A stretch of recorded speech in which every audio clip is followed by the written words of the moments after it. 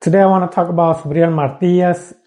And one of the questions that I ask myself is that are these boxers, since he unalived Maxim Dadachev, are they getting beaten so bad that they don't want to come out of the corner, or they think of the incident that happened, or the cornerman is playing precaution?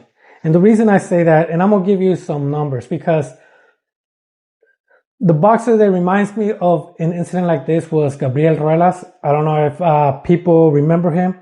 Ruelas was fighting Jimmy Garcia, and the incident happened. I forgot the actual name of the cornerman. I believe it's Josh Gosling. Don't quote me on that. He was the cornerman for Ryan Garcia in the last fight, and he became Gabriel the Ruelas brothers. That's the cornerman that brought him up.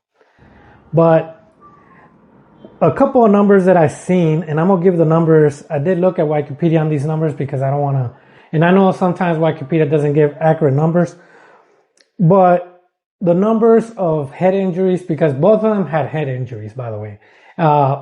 It could be blood clot, it could be subdural hemorrhage, hematoma, or something like that. And the reason I want to cover that is because I had subdural hemorrhage, and I'm gonna get to that part.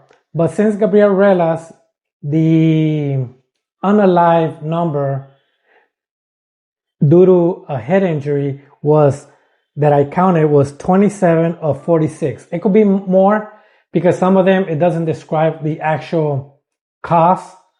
It just says it happened this or that, but it doesn't mention a brain injury, blood clot, like I mentioned, and a subdural hemorrhage. Since Subriel Matías, there's been 10, 11, including him, and 6 of the 11 were head injuries. Now, going back to my subdural hemorrhage, when I got it, I remember when I got it, for people that don't understand, it's an injury with internal blood bleeding. Some of them are blood clots, some of them, but mine was subdural hemorrhage. And I remember going to the doctor. I'm not sure it was right after they let me leave or a week after.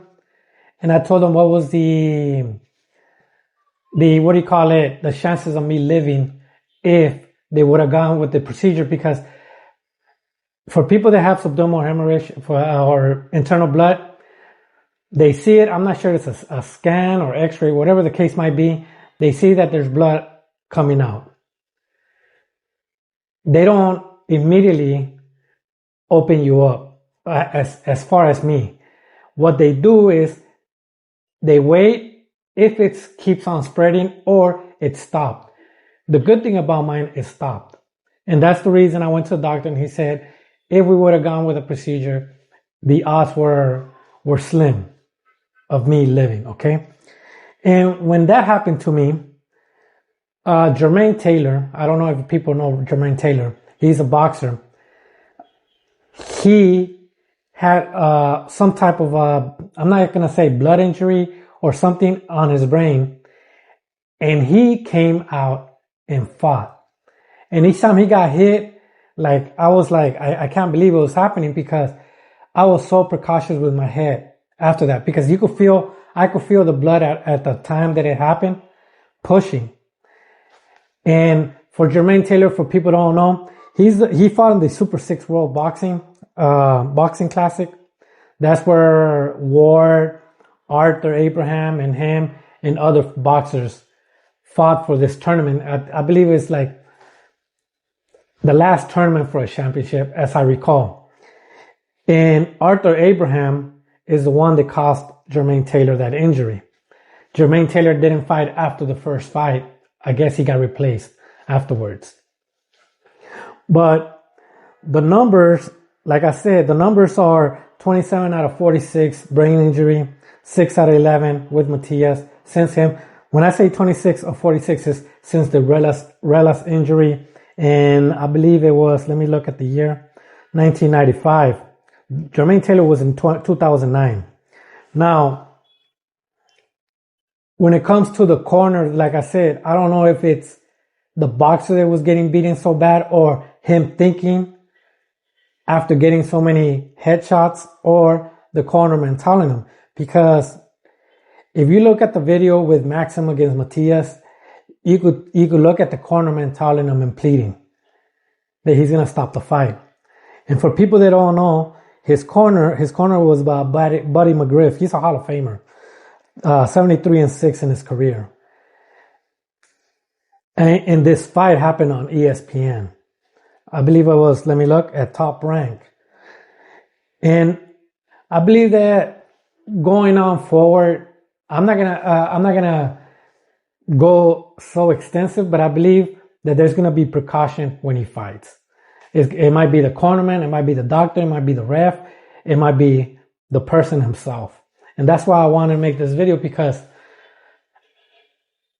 I think that some of these boxers are not coming out because first, Matias is a non-stop machine. And he's just getting warmer and warmer, hitting you and hitting you and hitting you. As a matter of fact, in his last fight, I forgot the guy's name, but Igashev, I thought he was going to be Matias because I was a fan of him, but he didn't fight for X amount of time. He was undefeated, knockout, 23-0 with 20 KOs. And I really thought he was going to be Matias after like the third round. I said, Matias is just, he's a machine. And like I said about the head injury, I know Marco Antonio Barrera used to fight with a plate. I believe it's a metal plate on his head. I'm not sure it's a metal plate, but it's something with the head injury. But I think he had it for a long time and he kept on fighting. But like I said, I did have subdural hemorrhage. Mine happened on a bicycle. I don't remember a certain time of my injury. I remember the blood pushing. I remember going to the doctor. And I found out how severe it was when they found out what I had. I was in the military. I believe it's called the page 2, or I forgot what it's called, the next of kin. And they had all the paperwork for me to verify, call my dad. I ain't gonna lie, I started crying at that time because when they're making you sign verify all your paperwork, have your dad give a call, and then a priest comes in, then another priest. You kind of realize it's serious. And that's why when I saw Germaine Taylor, like each time he got hit after he had it, it got me nervous. Now, the good story of him, which if there's a movie, he did fight 5 more fights after that injury with Arthur, and he won one of the titles. I don't know the guy's name. I believe it was Sam something, but he managed to come out and win a title. Marco Antonio Barrera, as we know, he was a great boxer. He's the one that beat Nassim, the trilogy against Morales. He did fight Pacquiao and so on.